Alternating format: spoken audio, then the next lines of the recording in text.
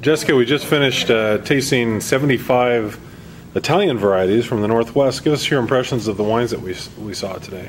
Well, I think, as always, the range of styles that the wines were made in was impressive. I didn't expect to see so many different Italian varieties in the Northwest being made, and I was really impressed overall by the quality, especially with the Sangioveses. And we also tasted Dolcetto and Barbera, Nebbiolo and Zinfandel and Primitivo even.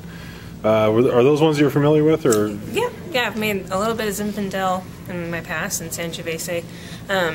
Nebbiolo, never really made it before, but 3 different wines, 3 different dramatic styles between all 3 different wines. The Zinfandels, I think, overall, probably would all agree they were the best wines of the day. Mm-hmm. The flight of Zinfandel is just really, really impressive. I'm sure they would probably stand up next to a flight of Californias and hold their own. So what do you think this says for the future of these varieties in the Pacific Northwest? Well, I think these varieties, along with a lot of other varieties, are just going to continue to grow as people realize that in the Northwest we can grow really well a lot of different varieties, and looking at in French, the Rhone style wines, these Italian varieties. The Northwest has a lot of different microclimates that are going to, I think, continue to show how well they do. Tell us a little bit about your background. You've been a viticulturist, you've been a winemaker. What companies have you been with, etc.? Well, after graduate school at WSU, I started off as a viticulturist which was then Stimson Lane, and switched over to St. Michel. Did that for a few years.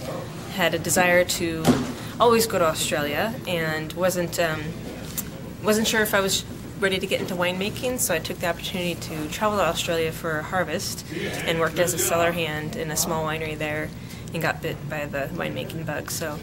But luck would have it, while I was traveling, a position opened up at Snoqualmie Winery in Prosser, and so I actually when I got back to the States, started working there as an enologist.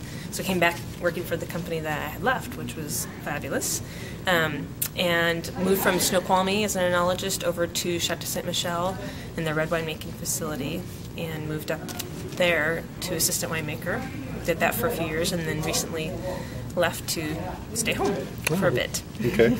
And there's still some winemakers in your family, though, right? Correct. And your husband? Yeah, my husband is the red wine maker for Columbia Crest. Okay. So there was a little competition between us in the past, but luckily that's over. Although I'll be making my own wine this year, so we'll be back to having the competition, who's best. And that'll be a commercial operation? Hopefully, yeah. That's the plan. Down the road, I'll be starting out very small, and with hopes of releasing just some red wines to start with, and releasing something in a couple of years.